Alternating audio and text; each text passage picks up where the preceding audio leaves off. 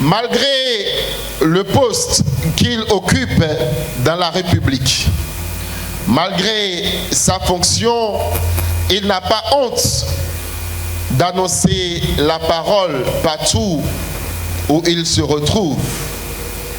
Que ça soit en voiture, sur la terre et même dans les airs, quand il est en avion, il n'a pas peur d'annoncer l'évangile puisqu'il sait ce que représente le Seigneur Jésus pour lui. Et aujourd'hui, le Bénin doit pouvoir compter sur les églises pour un réel changement. Et pour cela, il faudrait que nous, serviteurs et servantes de l'Éternel, nous ayons une foi vraiment révolutionnaire afin d'accomplir le dessein éternel de Dieu pour l'humanité. Et celui-là que le Seigneur va utiliser pour nous, nous allons le recevoir d'ici quelques minutes, mais avant, nous allons exécuter un cantique. Un cantique, et juste après, je vous parlerai de celui-là que le Seigneur est en train d'utiliser depuis quelques mois, quelques années déjà, pour conduire cette grande conférence qui va nous conduire donc vers la vraie révolution spirituelle. Je voudrais vous demander donc de m'aider à recevoir ici le pasteur Sondé Segla, s'il vous plaît, sur vos ovations. C'est avec lui que nous allons exécuter le cantique. Merci. Alléluia! Gloire à Dieu! Vous savez, les gens sont venus à la fête en grec. Et dans Jean 12, la Bible déclare qu'ils sont venus voir Philippe. Et avec instance, il lui disait, Seigneur, je veux voir qui? Jésus.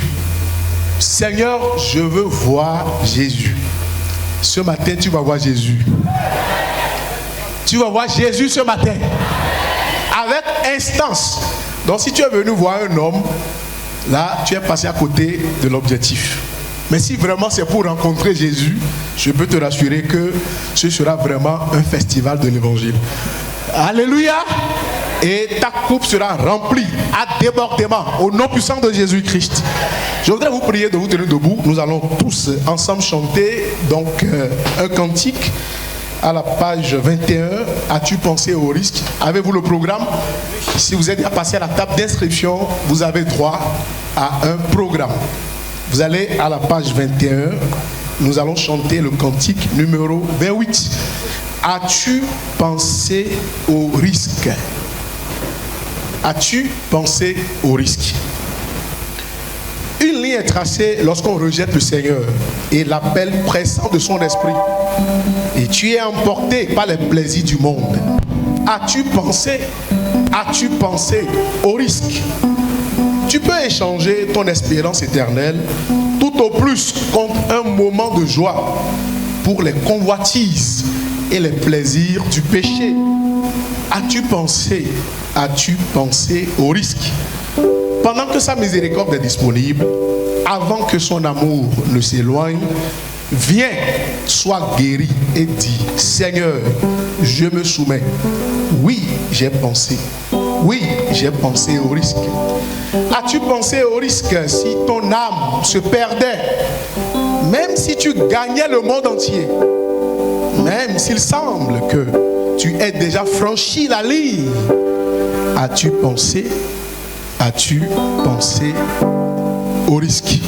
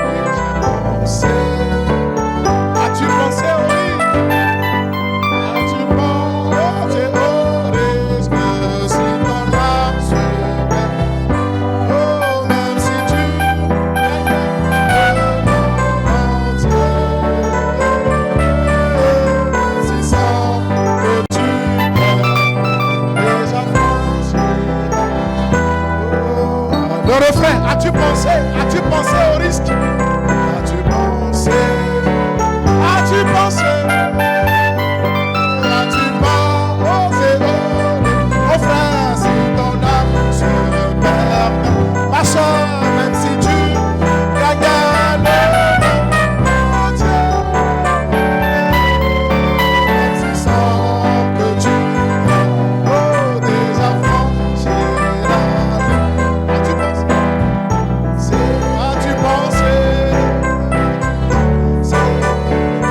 As-tu pensé? As-tu pensé? Ma soeur, se répète. Mon frère, même si tu gagnais le monde entier,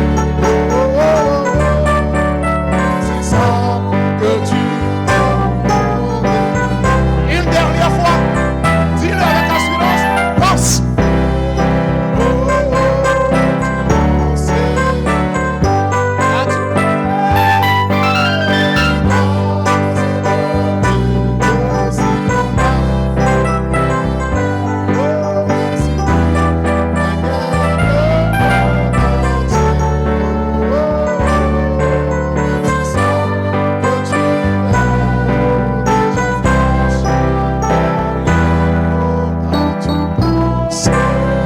As-tu pensé? As-tu pensé? As-tu pensé? Ça, les instruments. As-tu pensé au Rix? Oh oui, si ton âme se... Vous avez une très belle voix, plus fort que ça. Même si tu gagnais le monde entier. Oh, même si tu... que tu es déjà franchi la ligne. As-tu pensé? As-tu pensé? As-tu pensé? As-tu pensé? As-tu pensé? As-tu pensé? Au risque, si ton âme se perdait, Même si tu gagnais le monde entier. Oh, oh, oh, même si sans que tu aies déjà franchi la ligne. déjà franchi la... Attention, as-tu pensé? As-tu pensé? Mon frère, as-tu pensé? As-tu pensé? As-tu pensé? Chantez plus fort. Si ton âme se perdait, même si tu gagnais le monde entier, même s'il semble que tu es déjà franchi la ligne. As-tu pensé? As-tu pensé? Rentre en toi-même, as-tu pensé? On va le prendre une dernière fois. As-tu pensé? As-tu pensé? Si ton âme Se perdait, oh, même si tu gagnais le monde entier, même si sans que tu aies déjà franchi la ligne, as-tu pensé?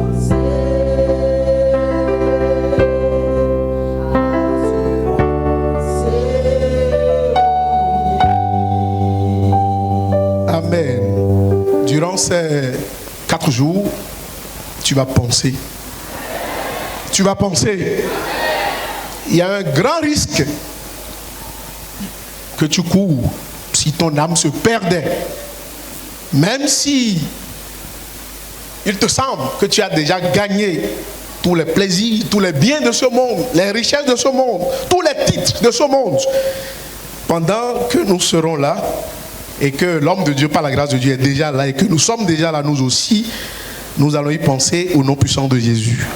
Avant de recevoir l'homme de Dieu, pour nous amener à penser profondément, Nous allons prendre un dernier cantique, le numéro 13, à la page 10. Cantique numéro 13, à la page 10. Envoyez la lumière. Envoyez la lumière. Cantique 13, à la page 10. Un appel résonne et parcourt terre et mer. Envoyez la lumière. Il y a des âmes à secourir et sauver. Envoyez la lumière. Un appel nous vient de Macédoine ce jour. Envoyez la lumière. Et nous nous consacrons au pied de la croix. Envoyez la lumière. Plaidons pour que la grâce de Dieu surabonde. Envoyez la lumière. Que l'Esprit de Christ anime les hommes, les serviteurs de Dieu, les servants de l'Éternel, partout. Envoyez la lumière. Ne nous lassons pas d'œuvrer pour le Seigneur. Envoyez la lumière. Amassons des perles pour notre couronne au ciel. Envoyez la lumière. Envoyez la lumière de Jésus. Oh, qu'elle brille d'une rive à l'autre. Envoyez la lumière de Jésus et qu'elle rayonne pour toujours.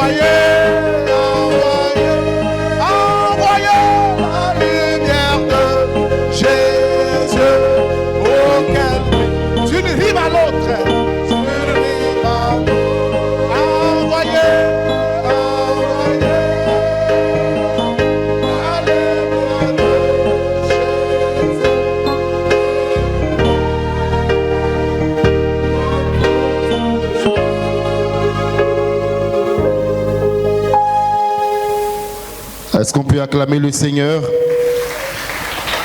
Je ne vous demande pas de m'applaudir, je ne vous demande pas d'applaudir le serviteur de Dieu, je ne vous demande pas d'applaudir les présidents de dénomination qui sont là, mais je vous demande d'applaudir le Seigneur Jésus. Alléluia. Merci de vous asseoir. Envoyez la lumière de Jésus et qu'elle brille d'une rive à l'autre. Mais comment envoyer cette lumière si nous ne la détenons pas? Qui peut donc envoyer cette lumière qui puisse briller d'une rive à l'autre? La question mérite d'être posée et le thème de cette conférence a donc été bien inspiré, déployé une foi révolutionnaire afin d'accomplir le dessein de l'Éternel, de Dieu, le dessein éternel de Dieu pour l'humanité. Pour décortiquer cette thématique pendant les 4 jours que nous avons devant nous, le Seigneur a inspiré son serviteur, ce canal par lequel nous serons nourris ce matin et pendant les 4 jours, il est là parmi nous. Très effacé, il est un puissant instrument dans les mains de l'Éternel, de celui qui nous a appelés. Je voudrais, avec beaucoup de respect, vous demander de m'aider à recevoir l'homme de Dieu, l'évangéliste Clément Serpenou Vicodien, s'il vous plaît.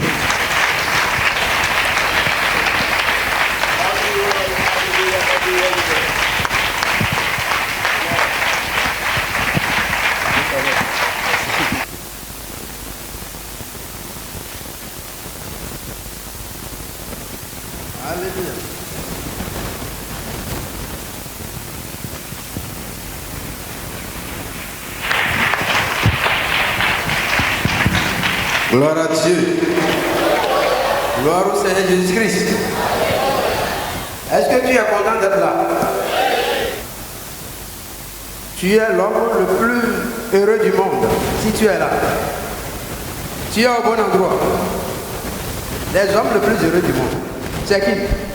C'est ceux qui ont connu Jésus-Christ. Si c'est pour Jésus que tu es là, pendant ces 4 jours, tu vas le voir. Et je suis sûr que ta vie ne sera jamais la même. Les ténèbres ont envahi la terre avec toute forme d'abomination. Mais Jésus est la lumière du monde. Celui qui, en venant, éclaire tout homme. Oui, nous sommes à un moment où le monde est en train de gémir. Parce que la Bible dit que le diable est venu vers vous avec une grande colère, sachant qu'il ne lui reste plus assez de temps. Et il déploie assez d'âmes, de stratégies pour faire périr l'humanité. Mais toi, tu ne vas pas périr. Je ne vais pas périr. Et nos frères, nos sœurs, qui sont encore dans le monde, nous avons une grande responsabilité. Nous irons avec la puissance du Saint-Esprit, avec la puissance de l'Évangile. Nous allons les arracher de la gueule de Satan. Oui, c'est notre devoir. Donc nous sommes pendant ces 4 jours. Dieu va mettre un feu en toi. Oui, il va mettre un feu en toi. Une foi révolutionnaire. Tu ne pourras plus jamais trembler devant les âmes de Satan. Tu seras un homme imperturbable dans ta foi, invincible, au nom de Jésus-Christ. Prions. Éternel Dieu, nous voulons te dire infiniment merci pour la grâce que tu nous accordes. Merci pour ce moment merveilleux. Nous prions que ton Esprit Saint prenne le contrôle de toutes choses. Viens nous diriger. Nous ne sommes pas là pour nous-mêmes. Nous ne sommes pas là pour nous amuser. Nous sommes là pour toi. Tu veux opérer une transformation radicale afin de faire de nous des instruments efficaces entre tes mains. Nous prions, Père, que tu viennes faire ton œuvre au milieu de nous. Que nos cœurs soient disposés. Enlève les roches, les épines, les cailloux, toute forme de résistance à ta parole, les raisonnements de l'enfer. Renverse-les. Renverse les raisonnements. Brise la résistance. La résistance qui est coupable plus que les théraphimes et les idoles. Renverse les résistances. Donne-nous un cœur soumis à toi. Un cœur soumis à ta parole. Afin qu'elle puisse produire son fruit en nous. Qu'elle puisse nous sanctifier. Qu'elle puisse nous transformer. Qu'elle nous rende utiles en tes mains. Pour que nous puissions œuvrer suivant tes normes. Et accomplir le dessein éternel que tu as pour l'humanité. Au travers de ces 4 jours, Seigneur, donne-nous la puissance, la grâce pour déployer la sagesse, la connaissance, pour déployer une foi révolutionnaire afin de pouvoir accomplir le dessein éternel de Dieu pour l'humanité. Nous te bénissons parce que tu nous as exaucés. Au nom de Jésus, nous avons prié. Que Dieu vous bénisse. Asseyez-vous. Alors, avant de commencer, j'aimerais reconnaître avec gratitude et humilité la présence des présidents, des responsables d'église ici, de nos aînés dans la foi. Que Dieu vous bénisse. Je respecte votre présence.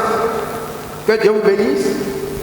Et je respecte la présence de chacun de vous ici parce que vous avez entendu l'appel, pas d'un homme, mais l'appel de Dieu. Et si c'est l'appel de Dieu que vous avez entendu, vous êtes venu, Dieu comblera votre attente. Alors, très rapidement, souvent, tout à l'heure, nous avons vu qu'il y a un appel qui vient de Macédoine, qui dit d'envoyer la lumière. Alors, la lumière de Jésus. Jésus est la lumière du monde.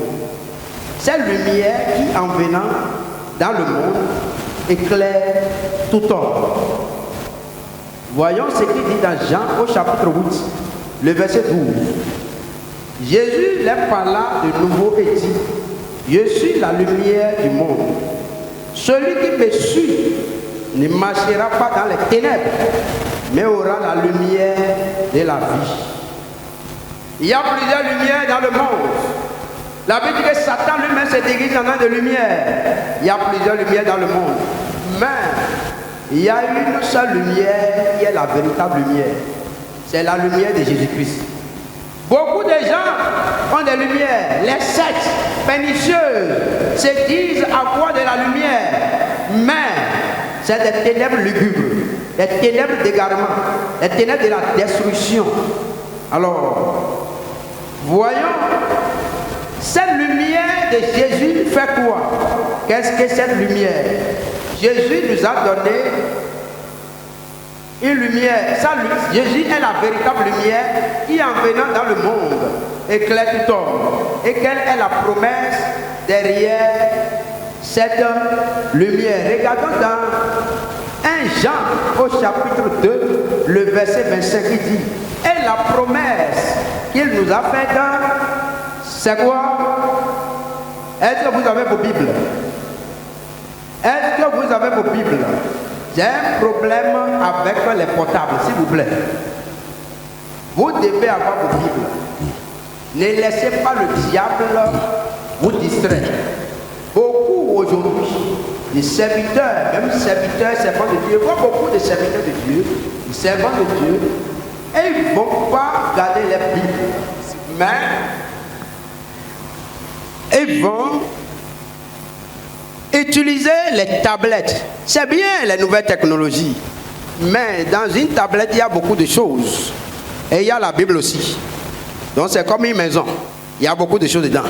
Mais ça, la Bible est unique. S'il vous plaît, ne permettez pas au diable de vous empêcher. Quand vous vous déplacez déjà avec la Bible, c'est un danger pour Satan. ou l'enfer. Le diable n'aime pas voir la Bible. Depuis des millénaires, il a tout fait pour que ces livres soient détruits, pour que ces livres soient cachés, pour que personne ne puisse plus présenter ces livres. Mais ce livre a traversé les siècles, a traversé les générations. Et moi, je me plais toujours, je vais toujours la garder, partout où je passe. Si vous regardez une chose, si vous sortez et vous descendez avec tout le monde, sans votre Bible, vous avez tablette. Comment on sait que vous êtes différent des païens? Comment quelqu'un sait? Comment on sait? Déjà, le simple fait de vous voir marcher avec la Bible, parce qu'on sait que n'importe qui ne marche pas avec la Bible. Parce que les gens ont honte de la Bible. Oh, malheur à moi, si j'ai honte de l'évangile, si je dois avoir honte de Jésus-Christ. Si tu ne peux pas te promener avec la Bible partout, c'est que tu as honte de Jésus. Et Jésus dit quoi? C'est lui qui a honte de témoigner de moi devant les hommes. Qu'est-ce qui va se passer pour lui? Qu'est-ce qui va se passer? Hein? Qu'est-ce qui va se passer pour celui qui a honte de témoigner de lui? Il aura honte de celui-là au milieu, devant son Père. C'est ce que le Seigneur nous dit. Alors, tu dois savoir que le diable utilise beaucoup de ruses pour nous empêcher de faire ce que nous devons faire. Regardez, quelles sont les ténèbres? Aujourd'hui, nous avons vu tout à l'heure que la promesse que le Seigneur nous a faite, c'est quoi? C'est la vie éternelle. Voyons ce qu'il nous dit dans Jean au chapitre 3. Ça, c'est un verset que tout le monde connaît. Jean 3, verset 16. Et dit, car Dieu a tant aimé le monde qu'il a donné son Fils unique, afin que quiconque croit en lui ne périsse moins, mais qu'il ait quoi? La vie éternelle. Je vais te poser la question. Pendant ces 4 jours, tu dois commencer par te poser une question. Pourquoi est-ce que moi je suis venu à Jésus? C'est la question fondamentale.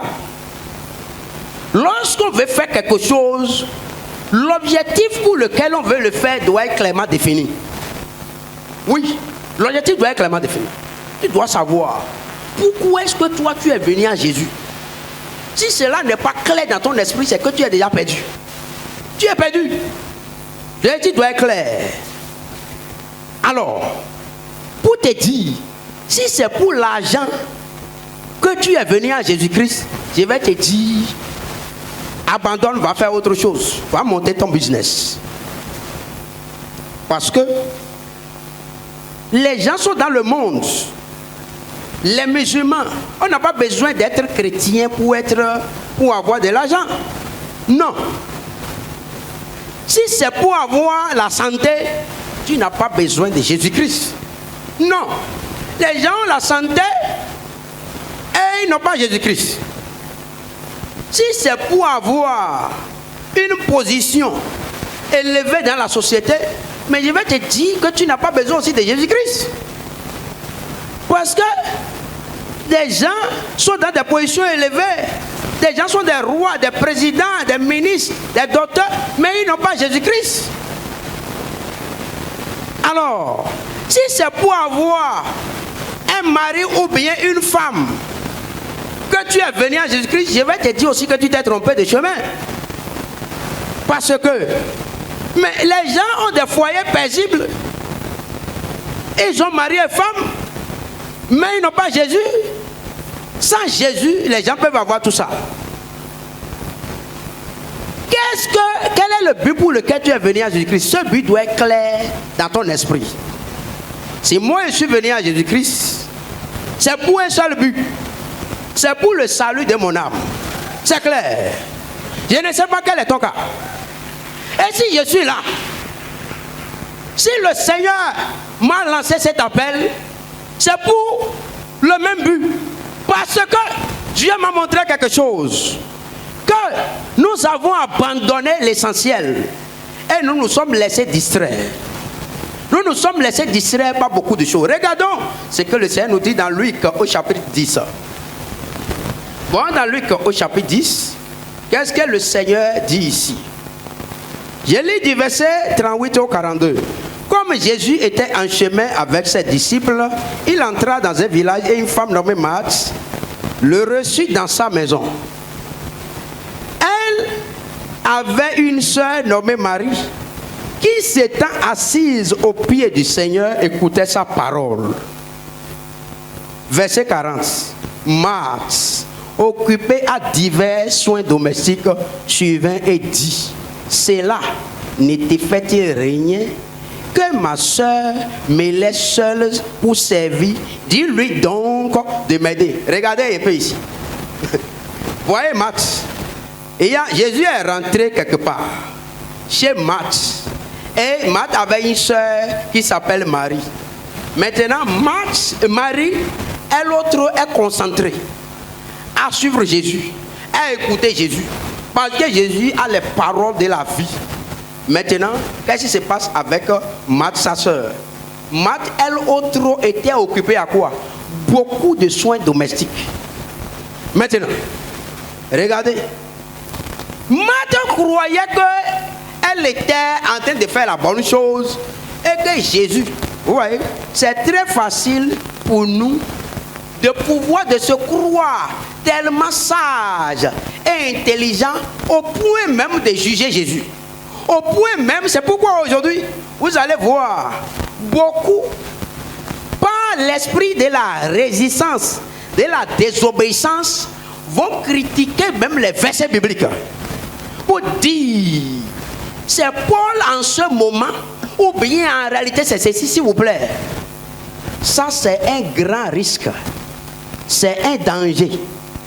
Regardez ce que Jésus dit ici. Dans Matthieu au chapitre 5. Jésus dit, Matthieu au chapitre 5 verset 19. Celui donc qui supprimera l'un de ces petits commandements et qui enseignera aux hommes à faire de même sera appelé le plus petit dans le royaume des cieux. Mais celui qui les observera et qui enseignera à les observer, celui-là sera appelé grand dans le royaume des cieux. Alléluia. Je ne sais pas ce que tu cherches. Si tu veux être grand dans ce monde, que ce monde reconnaisse que tu es grand, c'est ton problème. Tu as fait ton choix. Mais moi, j'ai fait aussi mon choix. Tu ne peux pas m'empêcher de faire mon choix. Moi, j'ai choisi d'être grand dans le royaume des cieux. C'est mon choix. Oui. Si c'est ton choix, c'est bon. Mais si ce n'est pas ton choix, tu es libre. Pourquoi? Tu peux me dire, oh, pourquoi il dit ça? Oui, je vais suivre mon maître Jésus. Regardez ce que Jésus va dire. Jean, au chapitre 6. Jean, au chapitre 6. Le verset 15. Et Jésus, sachant qu'ils allaient venir l'enlever pour le faire roi, se retira de nouveau sur la montagne lui seul. Les gens voulaient prendre Jésus pour le faire roi, mais Jésus s'est retiré. Vous savez pourquoi? Jésus sait pourquoi il est là. Il veut être grand. Il sait pourquoi il est là. Et il va dire plus tard que son royaume n'est pas de ce monde. Son royaume, Jésus dit clairement, mon royaume n'est pas de ce monde. Si son royaume était dans ce monde, qu'est-ce que Jésus allait faire? Jésus n'allait pas partir à la croix. Jean 18, verset 36. Mon royaume n'est pas de ce monde. Répondit Jésus. Si mon royaume était de ce monde, Jésus était devant Pilate. Alors, et Pilate lui dit, moi, je suis juif, ta nation et les principautés et les principaux sacrificateurs t'ont livré à moi. Qu'as-tu fait? Et Jésus répondit, mon royaume n'est pas de ce monde. Si mon royaume était de ce monde, mes serviteurs auraient combattu pour moi afin que je ne fusse pas livré aux Juifs. Même maintenant, mon royaume n'est pas d'ici-bas. Et regardez ce qui se passe. Nous sommes à un moment où le diable a séduit l'humanité en général et a séduit l'Église, a séduit le corps de Christ. Pourquoi? Pourquoi nous avons abandonné l'évangile vrai? Pourquoi nous avons abandonné l'évangile de la repentance? Pourquoi nous avons abandonné les normes bibliques, les standards bibliques, les objectifs divins? Pourquoi nous les avons abandonnés? Pour nous fixer nous-mêmes nos propres objectifs, comme si nous nous sommes créés nous-mêmes. Comme si le portable que tu as en main peut se donner ses propres objectifs. Regardez un peu. Imagine-toi que le portable que tu as en main là, ce portable décide d'appeler qui lui veut. Si ce portable décide d'appeler qui il veut et non qui toi tu veux, je suis sûr que tu vas jeter ce portable. Ça ne servirait à rien. Oui ou non? Tu as de voitures, tu as moto qui t'a amené ici. Si par exemple tu as démarré ta voiture ou ta moto et là où tu veux aller, la voiture refuse d'aller là où toi tu veux l'amener, toi tu veux que la voiture t'amène, est-ce que c'est encore une voiture? Qu'est-ce que tu vas faire de cette voiture? Les tenues, la tenue que tu as portée là, si la tenue là disait que elle ne va jamais accepter que tu la portes pour aller où toi tu veux, cette tenue là aura encore de la valeur à tes yeux. Mais pourquoi alors pensons-nous que Dieu nous a créés? Nous avons le courage de dire que Dieu nous a créés. Et nous pensons que si Dieu nous a créés, nous allons nous définir nous-mêmes nos propres objectifs. Et nous pensons que nous vivons heureux parce que nous pensons que si nous pouvons avoir, si je peux aller à l'école, je peux avoir un diplôme, je peux avoir un travail, je peux avoir de l'argent, je peux avoir ceci, je peux avoir cela, je peux me marier, avoir une femme, avoir des enfants et après mourir, j'ai réussi. Tu as échoué. Tu as échoué. Ce n'est pas ça la réussite. Non. Tu as échoué. Le diable nous a distraits. C'est quoi la réussite? Si la réussite devrait se mesurer à l'argent, au volume de ton compte bancaire, alors Jésus a échoué, abandonne Jésus. Quel était le compte bancaire de Jésus? Il y avait combien là-dessus? Il y avait combien là-dessus? C'est là le problème. Si la réussite était le diplôme que tu avais, quel était le diplôme? Dans quelle école Jésus était parti? Et il avait quel diplôme? Mais Jésus était allé à l'école de Dieu. Et il a le diplôme du ciel. Quel était? Si la réussite devrait être une entreprise humaine montée ici pour vendre ci et ça, fabriquer ci et ça, si c'était ça la réussite, alors Jésus a échoué. Quel était le produit que Jésus vendait? C'était quelle entreprise? Jésus avait un produit, le seul produit qui peut sauver toute l'humanité, délivrer l'humanité tout entière des griffes de Satan, délivrer l'humanité tout entière de l'enfer. Et ces produits-là, c'est le plus grand produit, le meilleur produit. C'est ça que je suis venu vendre. C'est l'évangile. C'est le meilleur produit. Et je ne connais pas un autre produit plus puissant que ce produit. Tous les problèmes du monde, c'est parce que l'humanité a abandonné ce produit. Le produit capital, l'évangile. Et nous-mêmes, qui disons que nous sommes serviteurs, servants de Dieu, nous l'avons aussi abandonné. Et vous pensez que nous serons excusables? Non. Tu ne seras pas excusable. Toi qui suis, toi qui as abandonné l'évangile vrai, ou prêcher autre chose, je vais te dire que tu ne seras pas excusable. Regardons ce que la Bible nous dit dans Romains au chapitre 1. Lisons à partir du verset 18 à 20. Il dit: la colère de Dieu se révèle du ciel contre toute impiété, toute injustice des hommes qui retiennent injustement la vérité captive, car ce qu'on peut connaître de Dieu est manifeste pour eux, Dieu le leur ayant fait connaître. Verset 20. En effet, les perfections invisibles de Dieu, sa puissance éternelle et sa divinité se voient comme à l'œil depuis la création du monde. Quand on les considère dans ces ouvrages, ils sont donc inexcusables. Alors, ils sont donc inexcusables. Qui est inexcusable? nous avons là, quand tu as la connaissance, il dit les perfections invisibles de Dieu, sa puissance éternelle, sa divinité se voit comme à l'œil quand on les considère dans ses ouvrages. Lorsque à 5 heures, le coq va toujours chanter, oui ou non? Est-ce que quelqu'un a mis la montre à côté du coq? Ça veut dire que ça, c'est les perfections invisibles de Dieu. Oui. Le coq chante toujours à 5 heures. Qui a mis, quelle est la montre qui est à côté du coq pour que toujours à 5 heures lui chante? Ça, c'est les perfections invisibles de Dieu. Alors, il dit, sa puissance éternelle. Le soleil se lève depuis que je suis né là. Se lève toujours à l'est et se couche à l'ouest. Qui lui dit de faire ça? Ça, c'est la puissance éternelle de Dieu. La mer peut écumer n'importe comment, mais elle vient à la rive, elle va s'arrêter. Qui l'arrête? C'est la puissance éternelle de Dieu. Elle dit, et sa divinité. La divinité de Dieu est telle que toi et moi, hier nuit, tu ne peux pas dire exactement à quelle heure.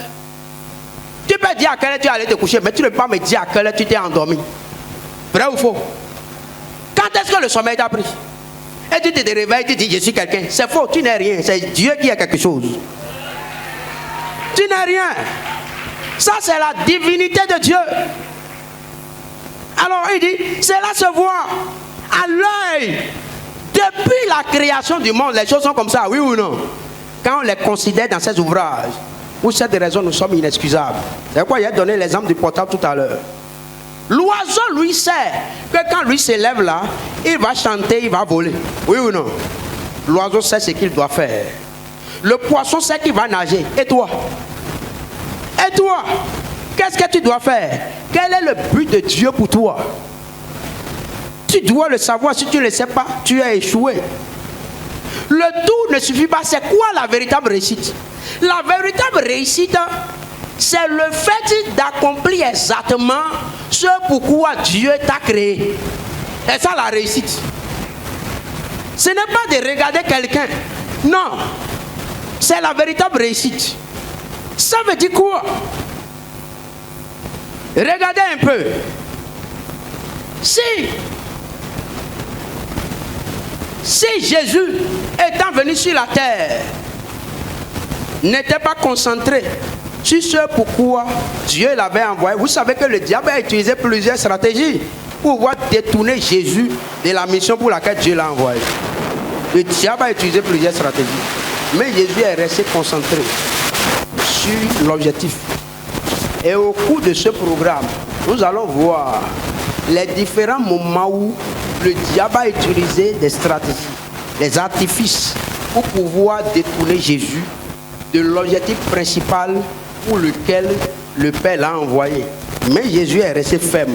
Il est resté ferme pourquoi? Parce que Jésus avait une foi. Jésus avait une foi révolutionnaire. De la même manière que Moïse, comme un précurseur de Jésus, Moïse était parti pour délivrer Israël de la servitude de Pharaon, de la servitude de l'Égypte. C'était son but. Le but était clair pour lui. Et il ne s'est jamais laissé distraire par quoi que ce soit. Pourquoi? Parce que Moïse avait la possibilité de devenir le roi de l'Égypte, de devenir pharaon d'Égypte. Mais Moïse a renoncé à ça. Pourquoi? Parce que Moïse avait les regards fixés sur l'objectif principal. Et cet objectif avait une grande rémunération. C'est ce que le Seigneur nous dit. Regardons dans Hébreux au chapitre 11. Il y a toujours une rémunération derrière l'obéissance à la voix du Seigneur, derrière l'obéissance à l'appel du Seigneur. Dieu ne peut pas t'appeler et ne pas avoir une récompense pour toi. Mais la récompense n'est pas forcément ce que le monde pense comme récompense. Dieu étant plus grand, plus élevé, ces récompenses sont plus grandes et plus élevées qu'aucune récompense, qu'aucun roi, qu'aucun chef, qu'aucun président, qu'aucune organisation de ce monde ne peut t'offrir. C'est clair. Regardons dans Hébreux au chapitre 11. Et dit, le verset 24. C'est par la foi que Moïse, devenu grand, refusa d'être appelé fils de la fille de Pharaon. Verset 25. Aimant mieux être maltraité avec le peuple de Dieu que d'avoir pour un temps la jouissance du péché. Verset 26. Regardant l'opprobre de Christ comme une richesse plus grande que les trésors de l'Égypte, car il avait les regards fixés sur quoi? Sur la rémunération. Il avait les regards fixés sur la rémunération. Il y a beaucoup de gens qui vont dire que oh, je sais Dieu de façon désintéressée. Moi, je vais vous dire, je ne sais pas Dieu de façon désintéressée. Mais c'est pour quel intérêt? Quand on dit l'intérêt, si c'est l'argent, quand on dit l'intérêt, tu vois l'argent, c'est que tu n'as rien vu. Il y a quelque chose de plus élevé que l'argent. Et Jésus nous a dit clairement, dans Matthieu 16, verset 26, il dit quoi? Et que servirait-il à un homme de gagner le monde entier et de perdre son âme? Ou que donnerait un homme en échange de son âme? Ça, je suis sûr que beaucoup d'entre vous ne pensent pas à cette dernière partie de la question. Quand il dit, ou que donnerait un homme en échange de son âme? Ça veut dire quoi? Si je te pose la question, c'est comme Jésus vient maintenant, il te pose la question. C'est à toi qu'il pose la question. Que donnerais-tu en échange de ton âme? Tu me réponds quoi? Tout. Tout. Moi-même, je réponds tout. Tout. Qu'est-ce qu'un homme va donner en échange de son âme? Tout. Tout. Ok. Viens prendre telle opportunité. Viens prendre telle somme. Viens prendre tel poste. Viens avoir tel privilège. Mais à condition que tu fasses partie de notre secte. À condition que tu rentres dans tel secte, on va t'aider. En échange de quoi ça? De ton âme. Je refuse. Que votre argent pourrisse avec vous. Que vos postes périssent avec vous. Que vos honneurs pourrissent avec vous. C'est clair. Qu'est-ce qu'un homme donnera en échange de son âme? Nous sommes prêts à te faire ci à condition que. Mais regardez, le diable est en train de détruire. À cause de quoi? Beaucoup aujourd'hui ont encore la Bible en main, mais la Bible n'est plus dans les cœurs. Ils sont déjà dans les sectes. Combien de pasteurs francs-maçons il y a maintenant au Bénin, en Afrique et dans le monde entier? Oui, un mouvement a quitté les États-Unis. C'est allé en Corée. C'est venu maintenant en Afrique. Oui, un mouvement sectaire. Pour faire quoi? Pour faire perdre des multitudes. Parce que on a la Bible, mais pour courir après des choses inutiles qui vont périr. Et ça dit que Dieu qui t'a appelé ne veut pas que tu manges. Oui, il veut que tu manges. Et ça dit qu'il ne veut pas que tu te vêtisses. Il veut que tu te vêtisses. Et ça dit qu'il ne veut pas que tu aies le minimum. Oui, il veut ça. Mais cela ne doit pas être l'objectif principal de ta vie. Si c'est ça, tu es perdu. Tu es déjà perdu. Et ce mouvement nous a amené, ça fait que regardez aujourd'hui l'église, l'état de l'église, l'abomination de l'église, dans l'église, la haine dans l'église, la méchanceté dans l'église, la jalousie dans l'église, la fausseté dans l'église. Là, il n'y a plus la prière. Pourquoi il n'y a pas la prière? Même ceux qui prient. Quand les gens vont prier aujourd'hui, où est l'église qui priait pour dire Seigneur, envoie la puissance pour délivrer l'humanité? Où est l'église là? Cette église n'existe plus. L'église d'aujourd'hui, c'est l'église qui va prier pour que les sorciers meurent. Je suis sûr que si les prières, les premiers apôtres étaient comme vous, étaient comme l'église d'aujourd'hui, je suis sûr que Paul serait mort avant que Jésus ne le rencontre. Vrai ou faux? Parce qu'il était un meurtrier. Oui ou non? Il persécutait l'église. L'église, si c'est l'église d'aujourd'hui, il allait se donner la main d'association pour dire nous allons prier pour que ce Paul meure. Ça, c'est l'église des sorciers aujourd'hui. Des serviteurs de Dieu sorciers. Des pasteurs sorciers. Des apôtres sorciers. Des évangélistes sorciers. Des docteurs sorciers. Des prophètes sorciers. Qui veut tuer les âmes pour lesquelles Jésus est mort. Il veut les tuer. Voilà. Au lieu de prier C'est écrit où dans votre Bible que Jésus ne veut pas sauver un sorcier?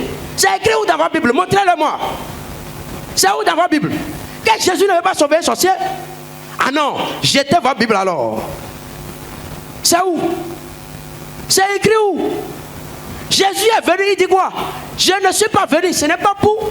Qu'est-ce que Jésus a dit? Regardons dans Matthieu au chapitre 9. Qu'est-ce que le Seigneur nous dit? Ici, verset 12. Regardez. Les gens, nous sommes devenus pharisiens. L'église d'aujourd'hui, c'est l'église des serviteurs et servants de Dieu, pharisiens, pharisiennes.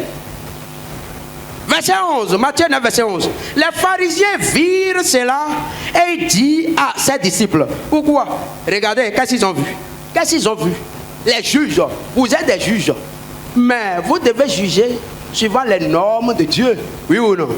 Mais vous avez déjà laissé. Nous avons laissé les normes de Dieu, les normes bibliques, et nous nous sommes établis de propres normes. C'est pourquoi l'église est faible. Parce que l'église était censée être la plus puissante institution au monde. Oui ou non?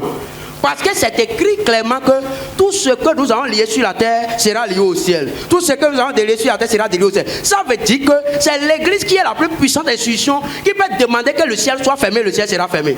Qui peut décider qu'il y ait la paix sur la terre, il y aura la paix. Qui peut décider qu'il y ait de trouble, il y aura le trouble. C'est l'église qui devait décider de tout ce qui doit se passer dans chaque nation et sur la terre. Oui ou non? Mais aujourd'hui, c'est le monde qui impose à l'église ce qui doit se passer. Regardez ce qui s'est passé au temps de Covid-19. Et l'église était là. Et les serviteurs de Dieu étaient là.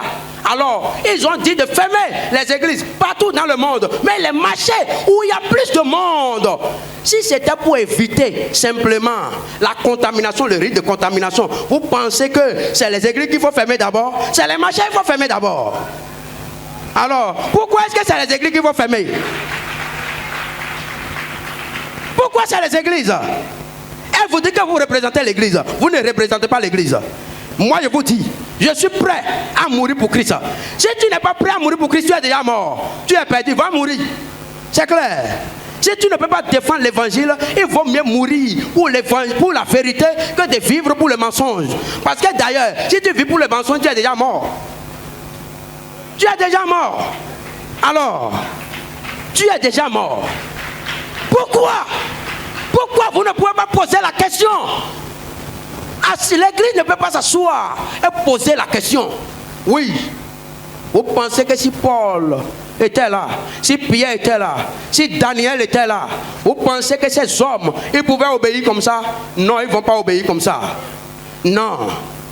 Pierre a dit, jugez vous-même s'il faut obéir aux hommes plutôt qu'à Dieu.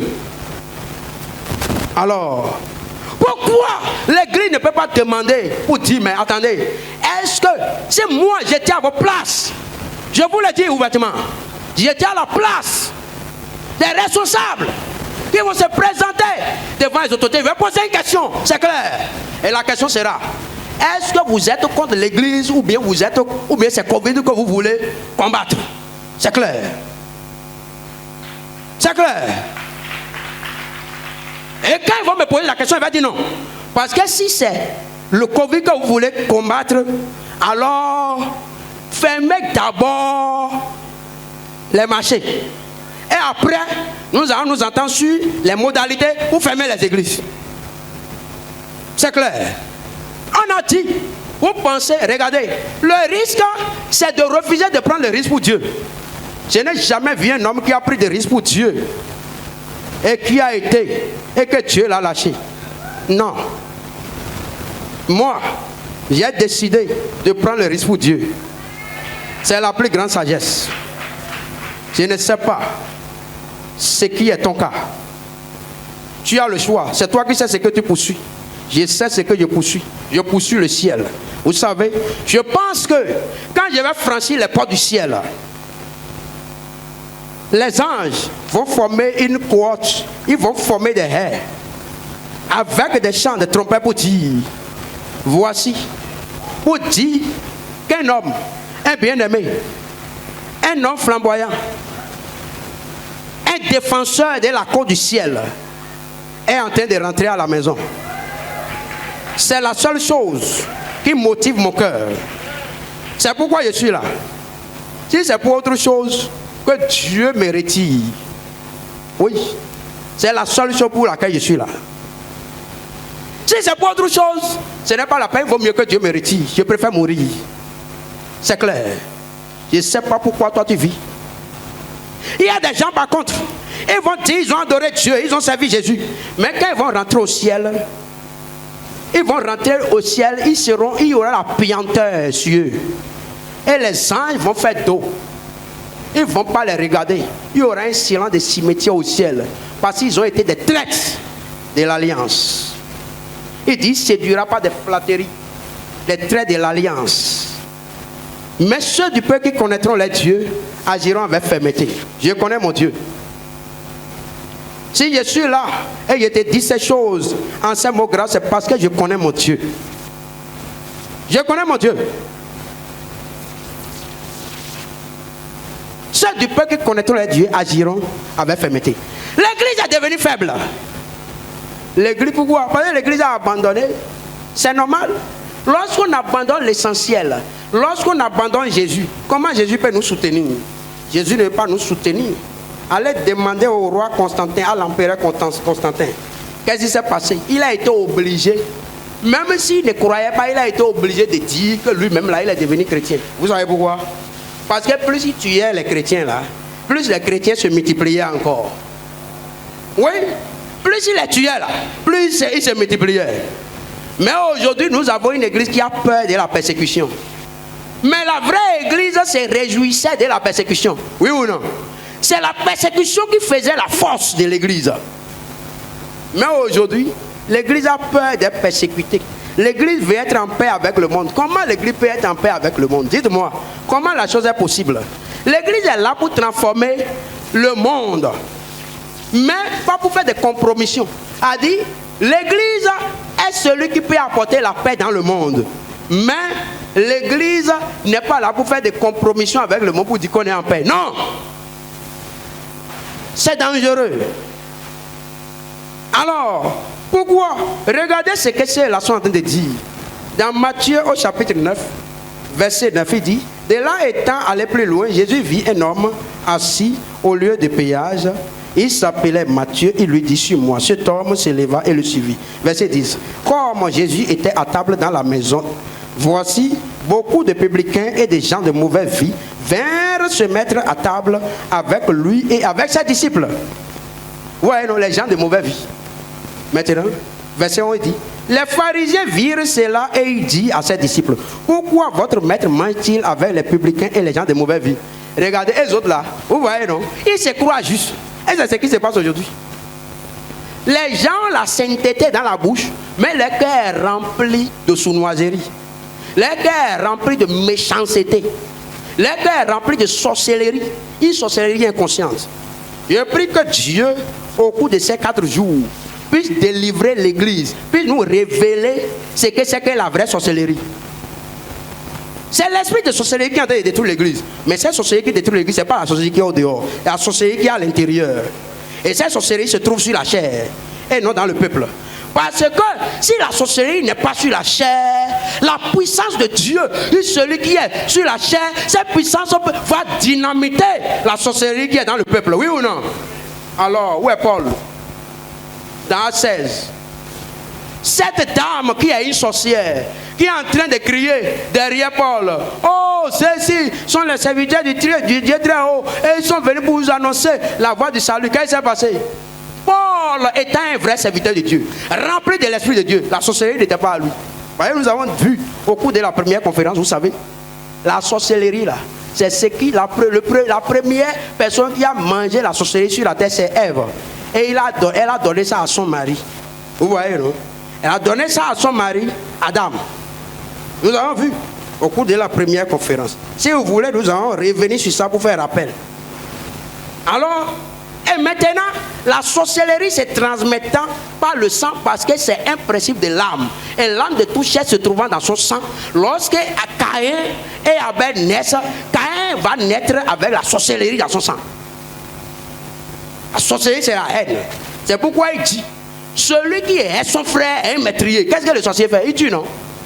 Alors, la haine n'est pas dans l'église. Plein. Alors, Jésus aime les pécheurs, il aime les sorciers, il aime tout le monde. Mais vous avez la haine, c'est quoi votre évangile? Déchirez. Voyez, si votre évangile c'est pour aller appeler les gens qui sont déjà justes. Donc vous avez votre évangile à part. Moi j'ai l'évangile qui va sauver l'humanité tout entière. L'évangile qui va sauver les sorciers, sauver les pécheurs, sauver les prostituées, sauver les magiciens, sauver les sectaires. Regardez, moi je ne suis pas contre les francs-maçons. Je suis contre la franc-maçonnerie. Je ne suis pas contre les vaudous, non. Je suis contre vaudou. Je ne suis pas contre quelqu'un. Jésus n'a jamais été contre quelqu'un, oui ou non? Jésus dit ce que j'ai contre toi. Ça veut dire que Jésus a quelque chose contre les gens, mais il n'est pas contre les gens. Jésus n'est pas contre quelqu'un. Donc moi je ne suis contre personne sur cette terre. Mais je suis contre l'esprit, le prince et la puissance de l'air qui agit maintenant parmi les fils de la rébellion. C'est contre cet esprit que je suis. Non, mon seul ennemi c'est Satan et ses démons qui agissent dans la vie des hommes. Comme là. Si je ne suis pas contre ces hommes, je ne suis contre personne. Si je dois être contre quelqu'un, ça veut dire que j'ai déjà abandonné l'évangile. Si tu es contre quelqu'un, je vais te dire aujourd'hui, si toi tu es contre quelqu'un, et que toi ton ministère, c'est d'être contre quelqu'un, c'est de tuer quelqu'un, c'est de prier contre quelqu'un. Si c'est ça ton ministère, tu vas regretter quand tu vas tomber en enfer. Oui, parce que tu vas dire que tu as prié, tu as fait ceci, cela. Mais tu dis, regardez aujourd'hui, il y a des gens qui disent qu'ils ont un ministère de délivrance, tout ça là. Mais la délivrance fait quoi? La délivrance chasse les démons, oui ou non? Mais la délivrance tue. La délivrance tue. Ça tue les hommes? Non, je n'ai pas encore vu ça. Ils disent qu'ils ont un ministère de délivrance. Mais, ils voient sorcier. Mais si vous avez vraiment l'onction là, comme vous le prétendez là, mais ordonnez. Mais il y avait des légions qui ont possédé le fou de Gadara, oui ou non? Mais quand ces légions ont vu, quand ils ont vu Jésus, Jésus n'a pas encore ouvert la bouche. Hein? Mais, et même ils se sont mis au Gadara. Et tous, ils ont formé une haie. Et ils ont dit à Jésus, vraiment nous sommes là, hein. Donne les ordres seulement. Mais la seule chose que nous te demandons, nous savons que nous devons aller dans les flammes de l'enfer. Mais le temps n'est pas encore arrivé. Tu as le pouvoir de nous envoyer là-bas avant même que le temps n'arrive. Mais comme nous ne voulons pas aller là-bas avant que le temps n'arrive et nos collègues seront ici là, permets-nous de jouer un peu de temps de grâce avant que le moment fatidique n'arrive. Envoie-nous au moins dans les pousseaux. Et ils sont partis là-bas. Jésus a dit ok, allez-y. Et ils sont partis. Et le fou s'est retrouvé complètement, oui ou non? Alors, mais si tu es un démonologue comme tu le dis, heureusement moi je ne suis pas un démonologue, je suis un serviteur de Jésus. Et la puissance du Saint-Esprit pour prêcher, pour chasser. Je n'ai pas encore fini d'étudier Dieu avant d'aller étudier les démons. Vous comprenez, non? Il y a des gens qui ne sont pas, hein, ils n'ont pas étudié Dieu, mais ils étudient les démons. Alléluia. Mais ma Bible me dit dans Jean 17, verset 3, il dit la vie éternelle, c'est qu'ils te connaissent, toi le seul vrai Dieu, et celui que tu as envoyé, Jésus-Christ. Et non, la vie éternelle, c'est qu'ils te connaissent, qu'ils connaissent les démons, Satan et tous les démons qui sont en train d'aller sur la terre. On les connaît. Mais on est là, on est concentré sur des futilités. Et Jésus, lui, il est venu pour sauver. Alors, ceux-là, ayant abandonné, ayant perdu le sens de la vérité de l'évangile, ils vont rester là pour commencer par juger, comme l'église d'aujourd'hui. L'église d'aujourd'hui est là pour juger le monde. Regardez, nous ne sommes pas là pour juger le monde. Nous ne sommes pas là pour juger le monde. Nous ne sommes pas là pour juger les païens. Mais toi-même qui juges, regardez ces pharisiens là. Ils ont dit qu'ils mangent, Jésus mange avec les gens de mauvaise vie.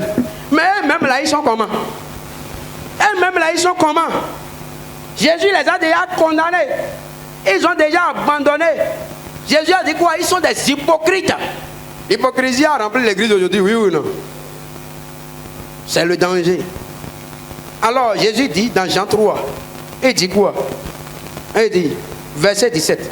Dieu en effet n'a pas envoyé son fils dans le monde pour qu'il juge le monde, mais pour que le monde soit sauvé par lui. Celui qui croit en lui n'est point jugé, mais celui qui ne croit pas est déjà jugé parce qu'il n'a pas cru au nom du Fils unique de Dieu. Jésus n'est pas venu pour juger le monde, mais pour que le monde soit sauvé. Et nous avons le devoir de réconcilier. Le dessein éternel de Dieu pour l'humanité. C'est quoi le dessein éternel de Dieu pour l'humanité? Au cours de cette conférence, nous allons découvrir le dessein éternel de Dieu pour l'humanité. Dieu a un dessein éternel pour l'humanité. Et ce dessein, avant qu'on ne rentre dans l'étude approfondie, verset biblique à l'appui, ce dessein, c'est de pouvoir réconcilier l'humanité avec lui et de rétablir l'unité. C'est-à-dire, le divin va s'unir à l'humain. Et le divin va faire mariage avec l'humain et ils vont devenir un seul. Un seul. Regardons ce que Jésus dit. Jésus a fait la prière. Dans sa dernière prière, avant de quitter cette terre, Jésus a tracé clairement ce que Dieu veut faire. Et Paul va reprendre cela plus tard. Regardons dans Jean, au chapitre 17. Alors il dit, dans le verset 21, il dit, afin que tous soient un, comme toi, Père, tu es un en moi, et comme je suis en toi, afin que je aussi sois un en nous. A dit, l'humanité tout entière, nous serons un seul esprit, et nous serons un en Christ. Si Jésus est maintenant dans le Père, lui, Jésus et le Père et le Saint-Esprit constituent un, ou bien. Et maintenant, il dit que nous serons un, parce que ce sera un seul esprit. Et comme nous serons un, et maintenant il dit en nous. Jésus dit en nous. Jésus parle au Père. Il dit ils seront un en nous. Donc dans l'humanité, nous serons un. Il dit un en nous pour que le monde croit que tu m'as envoyé. Pour que le monde croit. Il dit, je leur ai donné la gloire que tu m'as donnée, afin qu'ils soient un comme nous sommes un. Moi, regardez, Jésus veut que nous soyons un. Il veut que, regardez, il va vous poser la question. Entre le sorcier qui vient à l'église et le sorcier qui ne vient pas à l'église, lequel est plus dangereux? Hein? Non, tu n'as pas compris. Non. Entre le sorcier qui vient écouter l'évangile et le sorcier qui n'écoute pas l'évangile, lequel est plus en danger? Hein? Celui qui n'a pas l'espérance. Tu n'as pas compris ce qu'il dit. Il dit, hein? Ok, il va te poser la question. Si le sorcier qui vient à l'église et le sorcier qui ne vient pas à l'église, lequel a plus de chances d'être sauvé pour que le dessein de Dieu s'accomplisse pour lui? Hein? Alors, si toi, le plan de Dieu, c'est de sauver l'humanité, si c'est ça qui est le plan de Dieu, et que toi, tu t'es engagé pour ce plan-là, comment maintenant alors un sorcier vient dans l'église et tu pries pour qu'il meure plutôt que de prier pour qu'il soit délivré? Si moi j'étais à ta place et je vais prier, tu sais ce qu'il va faire? Je vais prier si je sais qu'il est ce sorcier là. Je vais dire, viens, on va te délivrer. Alléluia. Oui ou non? Et si je n'arrive pas à le délivrer, je dois rentrer dans ma chambre et pleurer. Pour dire quoi? Pourquoi? Je vais prier jusqu'à ce que la puissance, si je n'arrive pas à le délivrer, c'est que ce n'est pas la sorcellerie. Il y a une puissance du diable qui est plus élevée que la puissance de Jésus. Non. Un Jean, quand il petits enfants, vous êtes de Dieu, vous les avez vécus. Et celui qui est encore plus grand que celui qui est dans le monde. Malgré ça, aujourd'hui, là, si quelqu'un vient là, on a déjà ciblé tous les sorciers et les sorcières dans l'église. Hein. Et il y a beaucoup de visionnaires dans l'église. Vous voyez dans vision. Ils voient les rêveurs, les visionnaires. Ils voient, ils connaissent les sorciers et ils connaissent les sorcières. Et ils vont détecter. Et quand ils vont faire ça là, ils vont. Ah, lui là c'est le sorcier. Hein. Là-bas c'est la sorcière, il ne faut pas t'asseoir à côté. Hein. Attendez, si c'est comme ça là, vous avez vu non? Pourquoi? Jésus a dit. Et quand le Fils, dans Luc 18:8, quand le Fils de l'homme viendra, trouvera-t-il la foi sur la terre? Il n'y a plus la foi. Tous ces problèmes dans l'église, si l'église est détournée du plan éternel de Dieu pour l'humanité, c'est parce qu'il n'y a plus la foi. La foi véritable. Cherche un homme. Je crois que Dieu te trouvera. Pour mener le vrai combat. Le vrai combat, le bon combat de la foi et non le mauvais combat. L'église n'a pas de puissance parce qu'elle n'est pas dans le bon combat. On a abandonné le bon combat de la foi et nous disons que nous avons la foi. Alors que c'est faux. Ce n'est pas une foi, c'est l'incrédulité, c'est la peur. C'est la peur. On dit qu'on a la foi alors qu'on est rempli de peur. Alors, si vraiment La foi, regardez, vous pensez que les Daniel, les Élie pouvaient vivre dans cette génération-là? Je suis sûr qu'ils seront déjà morts. Vous voyez, non? Mais ils vont dire à Dieu de les tuer. Oui ou non? Oui. C'est pourquoi moi, il dit, je ne vais pas, je refuse de vivre une vie de médiocrité, de misère spirituelle. Non. Pour rien au monde. Regardez, il va vous dire, là où je suis là, et vous m'entendez là, je ne suis arrivé nulle part encore. Oui. Je cherche Dieu.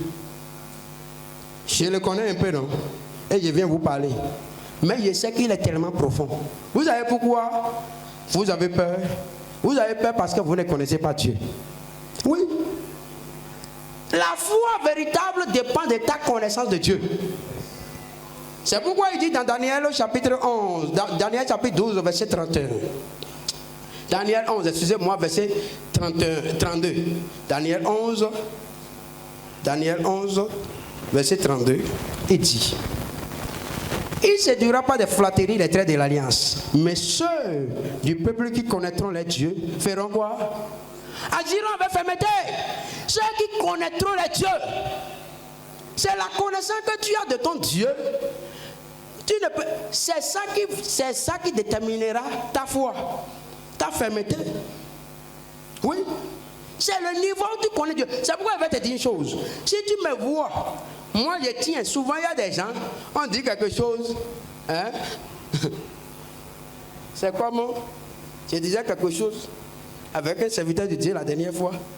Et je vois qu'il a son langage, il a un langage d'incrédulité. J'ai dit, tu ne crois pas, tu es incrédule.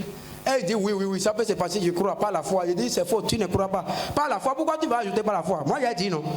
Si tu as dit pas la foi là, c'est que tu ne crois pas. Tu dis déjà que tu ne crois pas. Oui ou non? Ah oui? Moi je proclame avec fermeté, je n'ai pas dit pas la foi. C'est écrit où? Dans la Bible, vous avez vu un apôtre, un disciple, Jésus ou bien un prophète dit quelque chose, il ne dit pas la foi. Vous avez entendu ça? Quand tu dis ou bien tu fais là, tu n'as pas besoin de dire je le fais ou bien je ne le dis pas la foi. Quand tu dis je le fais, je ne le dis pas la foi, c'est que tu es déjà incrédule. Vrai ou faux? Parce que si ce n'est pas la foi, tu le fais ou bien tu le tires là. On sent la foi. C'est-à-dire quand quelqu'un a la foi là, quand il parle, on sent la foi. Lui, il n'a pas besoin de dire. Oui ou non? La Bible dit que Paul, il a vu l'estropié là, il a dit qu'il a vu en lui la foi. Pour guérir, il a dit droit sur tes pieds, lève-toi. Oui ou non? Ça veut dire que la foi se voit. Dans les actes, même dans les regards, on peut sentir la foi. Oui ou non? Quand je suis en train de parler maintenant là, je vois ceux qui ont la foi, je sens. Ceux qui comprennent, oui ou non? C'est comme ça. La foi peut se sentir. L'incrédulité aussi peut se sentir. Alors, donc, il n'y a pas la foi, il dit ceux du peuple qui connaîtront les dieux, c'est eux qui vont agir avec fermeté. Mais nous avons abandonné l'essentiel et nous courons derrière les futilités. Pourquoi? Parce que le diable est toujours dans sa stratégie initiale. Depuis le jardin d'Éden, le diable a toujours utilisé une seule stratégie. Quoi? La distraction. La distraction. Dieu avait un plan pour Adam et Ève. Et Satan est venu pour les détourner de ce plan. Au travers de quoi? Parole. Il a donné une parole seulement. Elle dit quoi? Dieu a-t-il réellement dit? Ah, le diable a toujours pris Dieu pour menteur. Oui ou non? Quand la femme a dit oui, nous mangeons de tous les hommes, mais quand elle a qui est au milieu, là encore, elle est dans l'erreur. Mais ce n'est pas celle qui était au milieu. Il y avait deux au milieu, n'est-ce pas? Et maintenant, c'est pourquoi demi-vérité, c'est la sorcellerie. Il ne faut pas essayer demi-vérité. C'est ça la sorcellerie. Parce que demi-vérité est pire que le mensonge. Vous voyez, non? Parce que celui à qui on a menti, même si on lui ment là, il vaut mieux avoir le mensonge que d'avoir demi-vérité. C'est pourquoi il dit que les demi-lettrés sont plus dangereux que les illettrés. Parce que l'illettré, lui, sait qu'il ne connaît pas. Et s'il veut faire quelque chose là, il va chercher ceux qui connaissent. Ou l'aider. Mais les demi-lettrés là, ils pensent qu'ils connaissent tout. Et ils ne veulent écouter personne. Il est endurci. L'église est devenue église demi-lettrée. Comment Ève était demi-lettrée.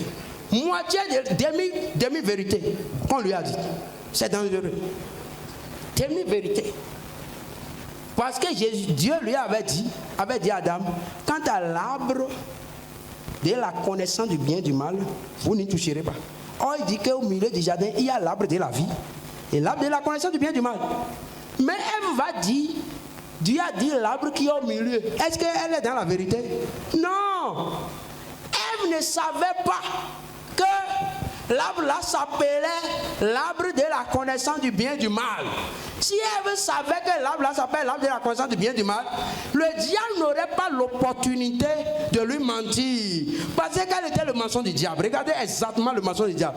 Le diable dit, Dieu sait que le jour où vous en mangerez, vous serez comme des dieux connaissant le bien et le mal. Autrement dit, le diable dit en réalité, Ève, je vais te dire, c'est que Dieu a voulu vous cacher là. Il a voulu vous cacher que cet arbre là s'appelle l'arbre de la connaissance du bien et du mal. C'est là qu'on mange et on connaît le bien et le mal.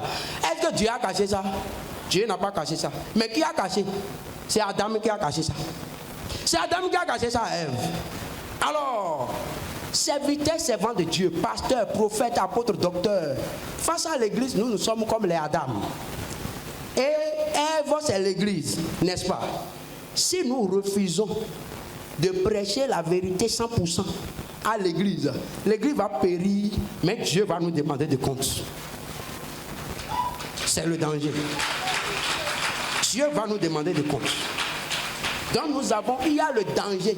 Le danger de ne pas prêcher l'intégralité de la vérité. Parce que si je prêche l'intégralité maintenant, les gens seront fâchés, ou bien il y aura ceci, cela. Pourquoi toi tu veux que les gens soient contents? Jésus là, quand il a prêché là, tu as vu quelque part où Jésus a prêché pour que les gens soient contents? Non. C'est l'épée que lui là, non? Il dit qu'il est venu avec l'épée. L'épée là, ça fait plaisir au corps, non? Alors, moi je suis venu avec. C'est pourquoi il faut savoir, pendant les 4 jours ici là. Oui, 40 jours, ça c'est prophétique, ça va venir. Où on va s'asseoir. Pendant 40 jours, tu as déjà pensé à ça? Tu as pensé qu'on vienne s'asseoir quelque part. Et maintenant, on va s'asseoir. Ici, comme on est là maintenant. Et pendant 40 jours, tu viens. Tu viens chaque jour, pendant 40 jours. Tu écoutes la parole et tu pries. Tu écoutes la parole, tu pries. Tu écoutes la parole, tu pries. Tu écoutes la parole, tu pries. Pendant 40 jours. Avant de sortir, là, qu'est-ce qui va se passer? Tu es un homme dangereux. Tu es un feu. Enflammé contre l'enfer. Enflammé pour le ciel. Je prie que tu ne vas pas mourir comme un cafard. Il y a des gens qui sont morts comme un cafard. Tu vas faire trembler l'enfer. Il y a des gens, quand on parle, on dit les noms là, même l'enfer ne les connaît pas. Si l'enfer ne te connaît pas, c'est que tu n'es rien. Alléluia. L'enfer doit te connaître. L'enfer doit savoir que tu es un élément gênant, un élément dangereux. Et ce qui va t'arriver. Et je crois que c'est pourquoi, si l'enfer ne te connaît pas, tu as besoin de la foi révolutionnaire. Et pendant ces 4 jours, la foi révolutionnaire va venir en toi. Tu seras un homme transformé radicalement. Parce que tu vas entendre des choses qui vont t'amener à sentir ta misère.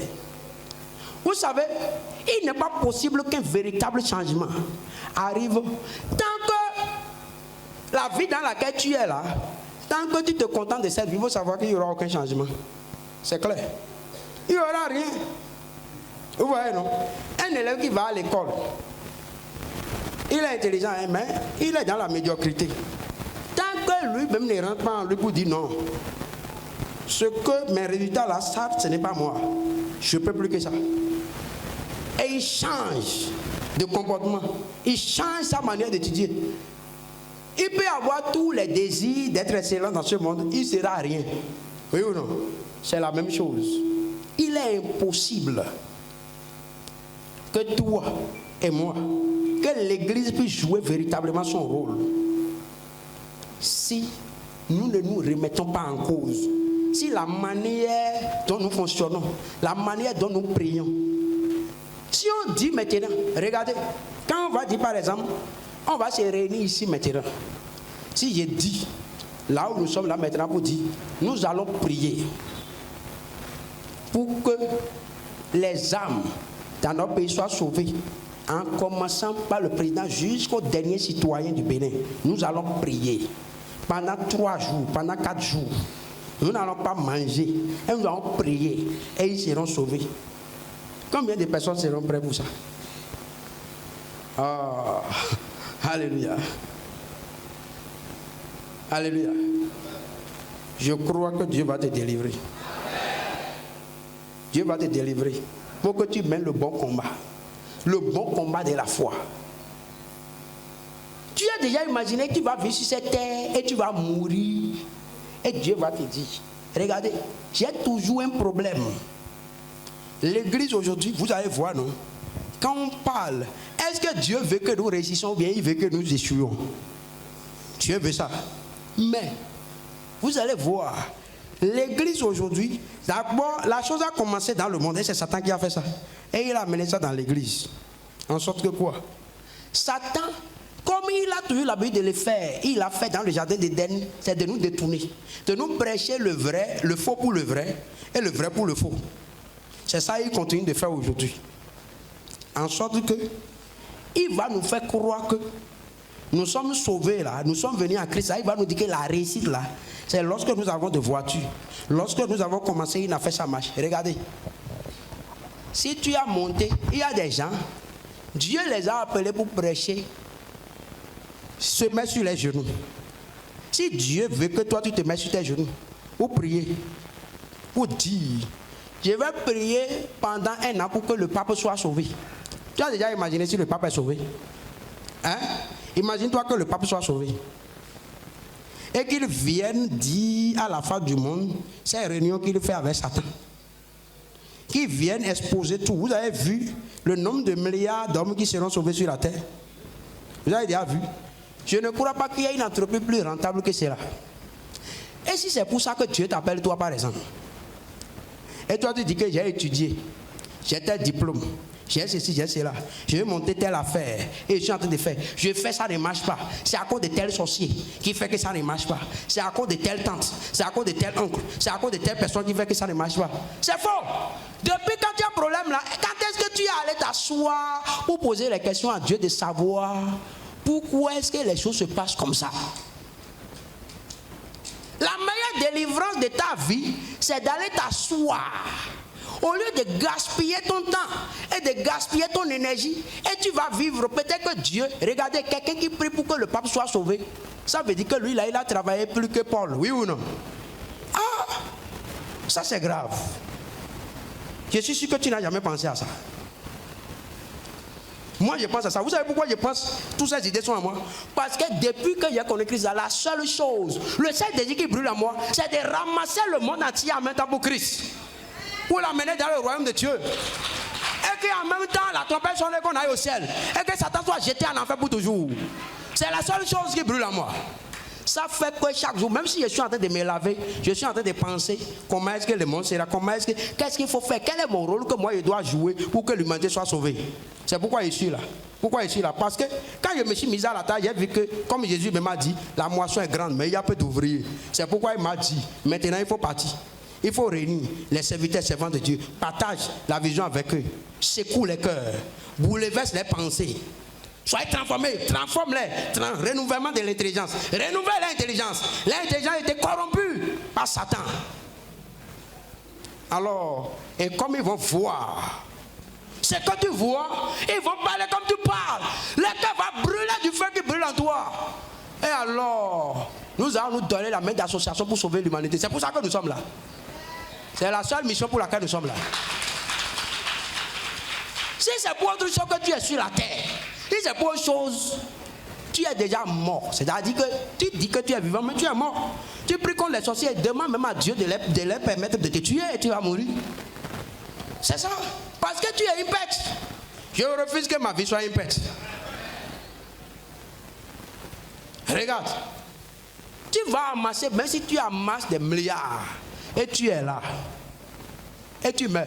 J'ai vu beaucoup se disent enfants de Dieu, hein, et ils ont des milliards, ils ont de l'argent, mais ils disent qu'ils ont réussi, mais ils ne peuvent pas ils ne peuvent pas investir. La seule chose qu'ils peuvent faire, Paul dit quoi? J'investirai et je m'investirai. Oui ou non? Pour la cause de Christ. Mais, ils disent qu'ils ont l'argent. Je vais te dire. Si tu dis que tu es un serviteur de Dieu et que tu as l'argent, tu es un enfant de Dieu, du moins tu as l'argent là. Donne ton argent. Si tu ne sais pas où tu vas mettre ton argent, donne-moi. Et moi, je vais former des commandos spirituels que je vais envoyer dans le monde. Et ils iront prêcher l'évangile et le monde sera sauvé. Et ton argent aura de la valeur pour l'éternité. Mais si tu gardes ça dans les banques, tes enfants vont se battre avec ça demain, ils vont s'entretuer. Et toi-même, tu iras en enfer. Tes enfants aussi iront en enfer. Et la Bible dit quoi? Ils ont été riches, ils n'ont pas été riches pour Dieu. Ça veut dire que tu n'as pas été riche pour Dieu. Ta richesse est une pourriture. Voilà. Moi, je vais former. Comprenez? Je vais former. Donnez-moi 100 hommes ici qui sont prêts à devenir des fous, des flambeaux de feu pour Dieu. Et pendant un an, je vais les former. Et on va les jeter dans le monde. Et le monde sera embrasé. Et le monde sera embrasé. Parce que je vais mettre en eux quelque chose que le monde n'a jamais vu. La chose est en moi. Et Satan sait. C'est le début du commencement. Toi seul, tu as le pouvoir. Nous avons le pouvoir de... Toi seul, tu as le pouvoir de bouleverser l'enfer. Quand on dit le monde, ce n'est pas les hommes. Le monde, quand la Bible dit que n'aimez point le monde ni les choses qui sont dans le monde, Dieu n'est pas en train de dire ne pas aimer les hommes qui sont dans le monde. Hein? Non, si on ne doit pas aimer les hommes qui sont dans le monde, donc quel est l'évangile qu'on prêche? On doit les aimer. Et ça aussi, c'est l'une des faiblesses de l'église. Vous comprenez? Parce que comment nous voulons sauver les âmes que nous n'aimons pas? Avant de pouvoir les gagner pour que l'évangile ait la puissance sur eux, il faut les aimer d'abord. Oui ou non? Mais on les déteste, on les hait, on les juge. Mais au même moment, on veut qu'ils soient sauvés. Ils ne seront jamais sauvés. Nos cœurs sont remplis de haine. Et c'est pourquoi on ne prie pas. Regardez. Avant qu'on ne finisse, je vais te lire des témoignages. Je vais te dire. Je te donnerai quelques témoignages sur ma vie. Et je te donnerai aussi des témoignages des hommes. Et tu vas voir des prières que des hommes, comme toi, de même nature que toi et moi, ils ont faites par le passé. Et quel est le résultat? Et tu vas te dire, quand je lis ces hommes, je dis, oh, j'ai dit l'église est foutue. Foutue de foutu. Des hommes qui pleurant, gémissant, des nuits durant, des jours durant, ne pas manger ni boire, demandant à Dieu de les tuer. Si l'humanité n'est pas sauvée, non. Même malades, ils continuaient de prier. Les gens sont venus les tuer, ils continuaient de prier. Alléluia. Et Dieu a sauvé des peuples. Dieu a sauvé des collectivités. Dieu a sauvé des peuples idolâtres, des sorciers, dérivés des sorciers, à cause de les prières. Et toi et moi, ta prière aujourd'hui fait quoi? Ta prière ne délivre pas, ne sauve pas les sorciers, ne sauve pas les pécheurs, mais ça les tue. Que Dieu te délivre. Que Dieu nous délivre. C'est incroyable. Nous avons abandonné l'essentiel.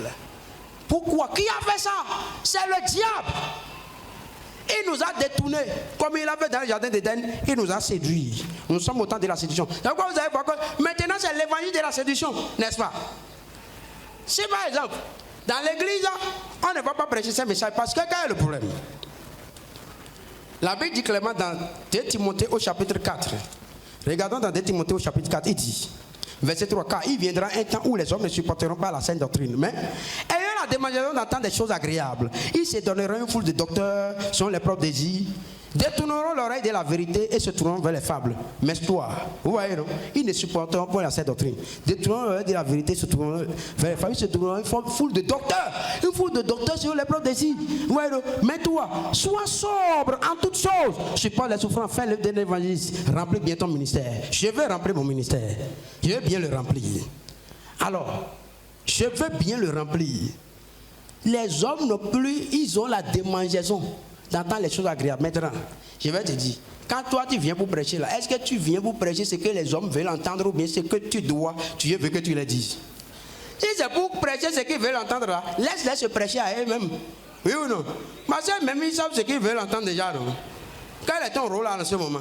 Laisse-les se prêcher à eux-mêmes. Si c'est Dieu qui t'envoie là, c'est pour que tu les prêches ce qui va les sauver, ce qui va les délivrer. Aujourd'hui, la demande des temps des choses agréables, c'est quoi? Aujourd'hui, on va dire, l'église, les serviteurs de Dieu vont dire, si toi tu es serviteur ou tu es un enfant de Dieu et que tu es pauvre, c'est que on ne sait pas quel est le Dieu que tu adores. C'est vrai ça? Vous n'entendez pas ça? Vous n'entendez pas ça? Ça c'est une abomination. Repentez-vous avant qu'il ne soit trop tard, sinon vous serez jetés en enfer. C'est clair. Parce que vous avez détricoté, vous avez renversé la parole. C'est quoi la richesse? La vraie richesse c'est quoi? La vraie richesse c'est quoi? Regardez ce que le Seigneur dit ici, dans Somme au chapitre 49.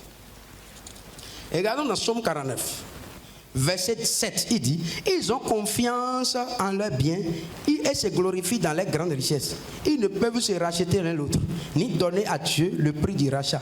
Le rachat de l'âme est cher et n'aura jamais lieu. Ils ne vivront pas toujours. Ouais, non? Le rachat de l'âme est cher et n'aura jamais lieu. Regardez.